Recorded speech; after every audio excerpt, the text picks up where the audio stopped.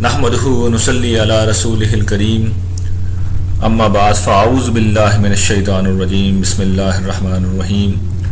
Rabbi इश्रह ली सदरी व यस्सिर ली अमरी वहलुल उक़दतम मिन लिसानी यफ़क़हू क़ौली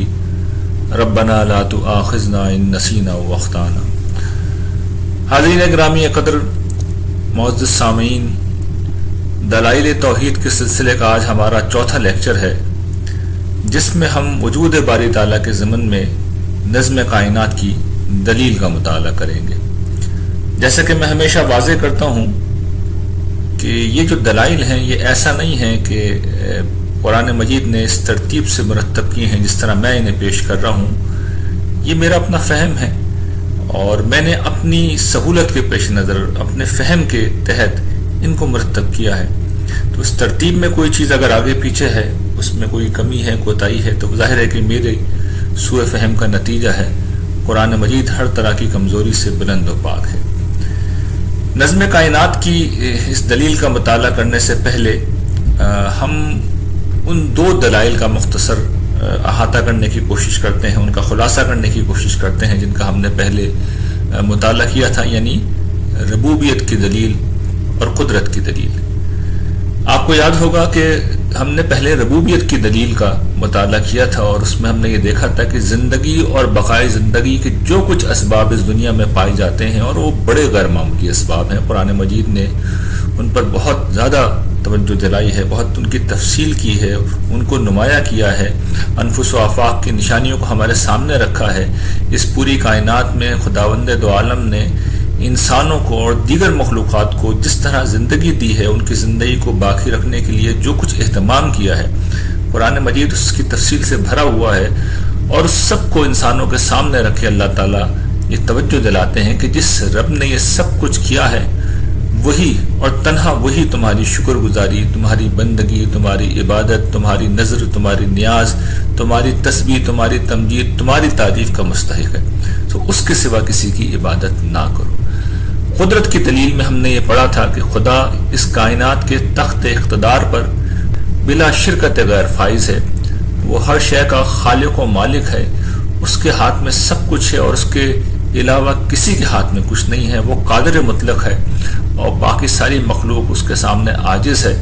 इसलिए उसी की बंदगी होनी चाहिए, उसी की इबादत होनी चाहिए, उसी की परस्तिश होनी चाहिए, इसलिए कि वही कायनात का खालिक व मालिक है और वही तुम्हारे रब होने का हकदार है। आज इंशाअल्लाहुल अज़ीज़ हम अब ये देखेंगे कि नज़्म कायनात की दलील का क्या मतलब है। देखिए, जैसे कि नाम से जाहिर है, कायनात के अंदर जो नज़्म पाया जाता है, जो तरतीब पाई जाती है, जो हम आहंगी पाई जाती है, कुरान मजीद ने उसको हमारे सामने रखा है और ये तवज्जो दिलाई है कि देखो, तुम एक ऐसी दुनिया में रहते हो जहाँ पर बहुत ताकतवर चीज़ें मौजूद हैं, क़ुव्वतें मौजूद हैं, अजसाम मौजूद हैं जो बड़े गैर मामूली हैं, मगर तुम देखते हो कि वो सब के सब मुती हैं, फर्मा बरदार हैं, मुसख्खर हैं और हर किस्म के इख्तियार से खाली हैं। और उसके लिए जो कुरान मजीद ने ताबीर इख्तियार की है, कहीं तो वो मुसख्खर होने की ताबीर इख्तियार की है और कहीं ऐसा हुआ है कि कुरान मजीद ने सजदे की और खुदा के सामने झुक जाने की ताबीर इख्तियार की है। और अल्लाह ताला मिसाल के तौर पर सूरह हज में जब ये कहते हैं कि क्या तुम नहीं देखते कि अल्लाह ही के आगे झुकते हैं जो आसमानों में है और जो ज़मीन में है, और सूरज, चाँद, सितारे, पहाड़, दरख्त और चौपाए और लोगों में से भी बहुत तेरे, यानी ये जो मखलूक़ात हैं, कुरान मजीद ने इनको हमारे सामने रखा है और इनके ऊपर जो कैफियत तारी होती हैं, मिसाल के तौर पर अजराम फल्की हैं, सब के सब वो डूबते हैं। सूरज मशरक़ से निकलता है, मगरिब में डूबता है, चाँद, सितारे, दीगर जो भी अजराम फल्की हैं वो एक वक्त आता है कि डूब जाते हैं। तो कुरान मजीद ने गोया कि उनके डूब जाने को सजदे से ताबीर किया है। इस तरीके से दरख्तों के कुरान मजीद ने उनके साए जो ज़मीन पर बिछ जाते हैं, और इसी तरह पहाड़ भी ज़ाहिर है कि उनकी भी यही मिसाल है कि जिस तरह इन सब के साए ज़मीन पर बिछ जाते हैं, तो इस बिछ जाने को कुरान मजीद ने इस बात से ताबीर किया है कि ये खुदावंद दो आलम के सामने सरबसजूद हैं। और इसी तरीके से जो परिंदे हैं, कुरान मजीद ने बाज़ मकामात पर गालिबन सूरह नूर में जो ताबीर इख्तियार की है कि ये जो ज़मीन पर तुम देखते हो, ये जो इफ्तराश है इनका, ये जो पर फैलाते हैं, تو گویا کہ خدا کے سامنے فرش پہ بچ جاتے ہیں، زمین پر بچ جاتے ہیں، اور اس طرح اپنے عمل سے عملی طور پہ اللہ تعالیٰ کو سجدہ کرتے ہیں۔ تو یہ سجدہ اس پہلو سے بھی ہے کہ یہ بظاہر نظر آ رہا ہے، کسی کے سائے کی شکل میں، کسی کے ڈوبنے کی شکل میں، اور کسی کے پر پھیلانے کی شکل میں، اور عملاً یہ کس طرح ظاہر ہوتا ہے؟ یہ ظاہر ہوتا ہے کہ وہ ایک ضابطے قاعدے میں بندھے ہوئے ہیں۔ سورج ایک خاص وقت پر نکلتا ہے، ایک خاص وقت پر ڈوبتا ہے، چاند اس کی منزل طے ہیں، ستارے ان کی منزل طے ہیں، درخت ہیں، چوپائے ہیں، انسان ہیں، سب ایک ضابطے قاعدے کے اندر بندھے ہوئے ہیں۔ دور جدید میں سائنس نے جو کام کیا وہ یہ کیا کہ بہت سے قوانین دریافت کر لیے، اور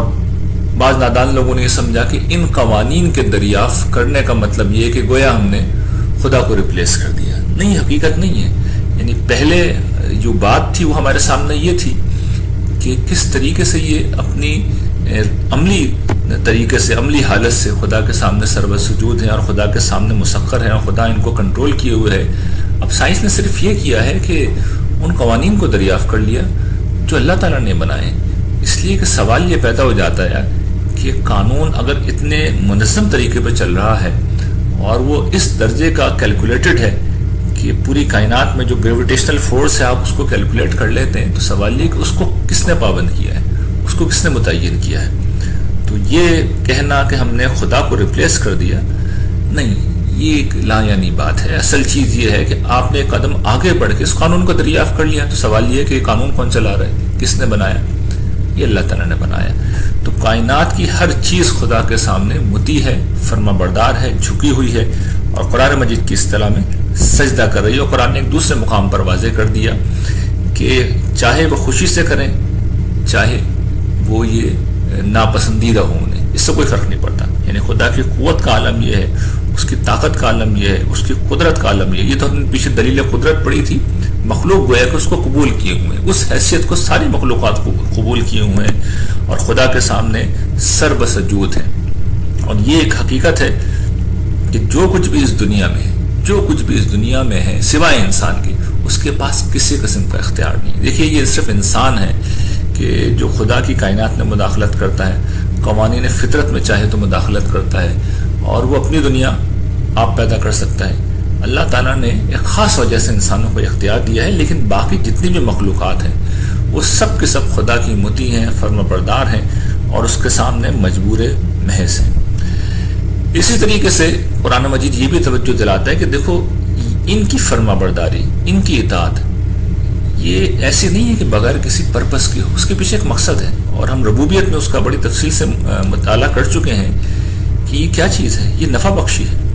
یعنی اللہ تعالیٰ نے یہ جو آسمان و زمین میں سب چیزیں پیدا کی ہیں، رات و دن آتے جاتے ہیں، اور پھر سمندر ہیں، اور ان سمندروں میں جو کشتیاں اتنے اطمینان کے ساتھ آپ دیکھیے نا کہ چل جاتی ہیں، ایک سوئی ڈوب جاتی ہے، اور بڑے بڑے جہاز اطمینان کے ساتھ طوفانوں تک میں تیرتے رہتے ہیں، اور پھر اس میں جو فوائد ہوتے ہیں، اور پھر یہ جو بادلوں سے پانی قرآن مجید بیان کرتا ہے کس طریقے سے برستا ہے، اور پھر زمین اس سے زندہ ہوتی ہے، اور پھر اس پانی سے ہر طرح کے جاندار موجود ہوتے ہیں۔ تو قرآن یہ توجہ دلاتا ہے اس مثال کے ذریعے سے کہ دیکھو، تم ایک ایسی دنیا میں زندہ ہو جہاں پر یہ ساری طاقتیں اور اجسام موجود ہیں، اور بڑی دلچسپ بات یہ ہے کہ سب ایک دوسرے سے متضاد ہیں۔ آگ، پانی بالکل الگ الگ ہے، دن رات بالکل الگ الگ ہیں، لیکن اور اس جیسی ان گنت مثالیں ہیں، ان جیسی ان گنت مثالیں ہیں کہ کس طریقے سے متضاد چیزیں موجود ہیں یہاں پر، اور اس طرح وہ آپس میں آرگنائز ہو کر، منظم ہو کر، مرتب ہو کر کام کرتی ہیں کہ ان کو دیکھ کے یہ آپ بتا سکتے ہیں کہ خود بخود اس طرح نہیں کام کر سکتی، کسی نے ان کو جوڑا ہے، کسی نے ان کو مجبور کیا ہے کہ یہ اپنی خصوصیات کو بھول جائیں اور کام کریں۔ تو اس کو ایک مثال سے سمجھیے، جو قرآن نے یہاں پہ کہتا ہے کہ بادلوں سے پانی اتارا اور اس سے پھر ساری زندگی کو ہم نے پیدا کیا۔ تو کبھی آپ نے غور کیا یہ بارش کا سسٹم کتنے عجیب و غریب طریقے سے چلتا ہے؟ یہ سورج ہے جو سمندروں کو اپنی حرارت دیتا ہے، اس حرارت سے پانی بھاپ بن کے اوپر اٹھتا ہے، اور پھر جو فضا ہے اس کو ٹھنڈا کر دیتی ہے، بخارات میں بدلتی ہے، اور وہ بخارات بادلوں کی شکل اختیار کرتے ہیں، پھر ہوا حرکت میں آتی ہے اور ان بادلوں کو ہزاروں میل تک دور لے کے جاتی ہے، اور پھر ایک وقت آتا ہے کہ زمین کے اوپر برستے ہیں، اور پھر اس سے زندگی پیدا ہوتی ہے۔ اچھا بات یہی ختم نہیں ہوتی، یہ جو پانی برستا ہے یہ تو تھوڑی دیر میں ختم ہو جاتا ہے، لیکن اللہ تعالیٰ نے اس کی سٹوریج کے کیسے عجیب و غریب اہتمام کیے ہیں۔ زیر زمین چلا جاتا ہے پانی، اور وہاں سے پھر لوگ کنوؤں کے ذریعے سے پانی کو نکالتے ہیں۔ پھر پانی کی ایک شکل وہ ہوتی ہے جو پہاڑوں پہ جا کے برف کی شکل میں برستی ہے، اور برف باری ہوتی ہے اور پہاڑوں پر وہ اسٹور ہو جاتی ہے۔ ان پہاڑوں سے پھر دریا نکلتے ہیں جو سارا سال انسانوں کو پانی فراہم کرتے ہیں، ان کو یہ موقع دیتے ہیں کہ وہ فصلیں اگائیں۔ تو ایک عجیب و غریب انتظام ہے جس میں انتہائی حکمت ہے، جس میں مصلحت ہے، جس میں پلاننگ ہے، جس میں آرگنائزیشن ہے، جس میں طاقت کا پورا استعمال کیا گیا ہے کہ متضاد صلاحیتوں کی جو چیزیں ہیں، متضاد خصوصیات کی جو اشیاء ہیں، متضاد قوتیں جو ہیں وہ آپس میں باہم دیگر ملیں اور اس کے نتیجے میں انتہائی نفع بخش قسم کی وہ پروڈکٹ کو سامنے لائیں، اور وہ پروڈکٹ زندگی ہے۔ تو یہ جو چیزوں کا تضاد کے باوجود آپس میں مل کر کام کرنا ہے، آپس میں مل کر کام کرنا ہے، یہ بتاتا ہے کہ اس کائنات کا ایک خالق ہے، ایک مالک ہے جو کنٹرول کر رہا ہے، ورنہ یہ سب کچھ نہیں ہو سکتا تھا، یہ سب کچھ نہیں ہو سکتا تھا۔ اور پھر قرآن نے اس کو اس دور میں جو دیومالا وجود میں آئی ہوئی تھی کہ آسمان کا خدا کوئی اور ہے، زمین کا خدا کوئی اور ہے، ہریالی کا خدا کوئی اور ہے، اولاد کہیں اور سے ملتی ہے، بارش کہیں اور سے ہوتی ہے، فصل کے لیے کہیں اور جاؤ، تو قرآن یہ استدلال کرتا ہے کہ تم نے کیا زمین کے الگ معبود ٹھہرا لیے ہیں؟ یعنی آسمان پہ تو خدا ہے، زمین پہ کوئی اور انتظام کر رہا ہے، زمین کو سرسبز و شاداب وہ کر رہا ہے، فصل وہ یہاں پہ پیدا کر رہا ہے۔ تو اللہ تعالیٰ کہتے ہیں ان آسمان و زمین کے اندر اگر اللہ تعالیٰ کے سوا بھی کوئی اور معبود ہوتا پھر کیا ہوتا؟ یہ سب دھرم برہم ہو جاتے ہیں۔ کیوں دھرم برہم ہوتے ہیں؟ قرآن مجید اس کو بھی بیان کرتا ہے، اور گرچہ یہاں پہ بھی وہ بالکل واضح ہے۔ یہ دنیا میں جس کو اختیار ملتا ہے، جس کو طاقت ملتی ہے، وہ کسی دوسرے کی نہیں سنتا، وہ پھر اپنی بادشاہی میں اپنی مرضی کرتا ہے۔ یہ کامن سینس کی بات ہے۔ جب وہ اپنی مرضی کرے گا، ہر جگہ پھر ہر چیز خود کام کر رہی ہے، اپنی مرضی سے کام کر رہی ہے، تو اول تو یہ کہ ہم تو نفع بخشی کی بات کر رہے ہیں نا، یہاں تو سروائیول پاسبل نہیں رہے گی، یعنی یہ تو سارا کارخانہ ہی برہم ہو جائے گا۔ اس کو دنیا کے کسی انتظام کے اوپر قیاس کر لینا کہ کسی ملک میں صدر کا ایک دائرہ کار ہے، ایک وزیر اعظم کا دائرہ کار ہے، اور سب اپنی اپنی مرضی کر رہے ہیں، فوج اپنی مرضی کر رہی ہے، پولیس اپنی مرضی کر رہی ہے، سرکاری ملازم اپنی مرضی کر رہے ہیں، پھر تو فساد ہو جائے گا۔ یہ ایک قانون ہوتا ہے، آئین ہوتا ہے جو سب کو ان کی حدود کا پابند کر دیتا ہے، اور پھر یہ آئین کسی نے بنایا ہوتا ہے، تو اس کے پیچھے ایک ذہانت ہوتی ہے، ایک قدرت ہوتی ہے۔ تو جس طرح اس دنیا میں سب کچھ ہوتا ہے، اس طریقے سے خدا کی دنیا میں بھی یہی سب کچھ ہو رہا ہے۔ اچھا پھر قرآن اس کو مزید واضح کرتا ہے کہ تم جو اولاد خدا کے ساتھ قرار دیتے ہو، تو دیکھو ایسے تو کوئی بات ہے ہی نہیں، اس کے ساتھ کوئی معبود نہیں، کوئی رب نہیں، کوئی شریک نہیں۔ تو اب اس کے بعد قرآن توجہ دلاتا ہے کہ دیکھو اگر ایسا ہوتا تو ہر معبود جو کچھ اس نے پیدا کیا ہے اس کو لے کر الگ ہو جاتا۔ جو بات ہے پیچھے کہی گئی ہے کہ پھر سب اپنی اپنی کرتے، اور دوسری شکل جو قرآن نے یہاں پہ توجہ دلائی ہے، سب ایک دوسرے پہ چڑھائی کر دیتے، یعنی پھر دیکھیے نا خدا جو اصل خدا ہے اس کی جگہ لینے کی سب کوشش کرتے، یعنی یہ کیسے ممکن ہے؟ دیکھیے طاقت کی نفسیات ہوتی ہے کہ وہ طاقت ایبسلوٹ طاقت چاہتی ہے،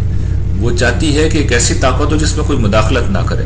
تو پھر یہ ہوتا کہ سب یہ چاہتے کہ اس عظیم خدا کی جگہ لیں جو اس کائنات کا اصل رب ہے، اور اس نے اگر کوئی حصے دار بنا رکھے ہیں تو وہ حصے دار لازماً اس پہ چڑھائی کرتے ہیں۔ انسانی دنیا میں ایسے ہی ہوتا ہے، اور زمانہ قدیم میں بھی ہوتا تھا اور آج بھی ایسا ہی ہوتا ہے۔ تو اللہ تعالیٰ یہ توجہ دلاتے ہیں کہ دیکھو اگر اتھارٹی ایک نہیں ہوتی، طاقت ایک ہستی کے پاس نہیں ہوتی، باقی سب مجبور محض نہیں ہوتے، تو نتیجہ یہ نکلتا نہ نفع بخشی ہوتی اور نہ کائنات میں امن ہوتا جو اس وقت موجود ہے۔ تو یہ ساری چیزیں قرآن مجید سامنے رکھ کے بتاتا ہے کہ دنیا کا یہ امن، یہ نفع بخشی اور ہر چیز کا مسخر ہونا یہ واضح کرتا ہے اس کائنات کا اور تمام مخلوقات کا خالق ایک ہی ہے جو ان کو کنٹرول کر رہا ہے، تو وہی ہماری عبادت کا مستحق ہے۔ وآخر دعوانا ان الحمد للہ رب العالمین۔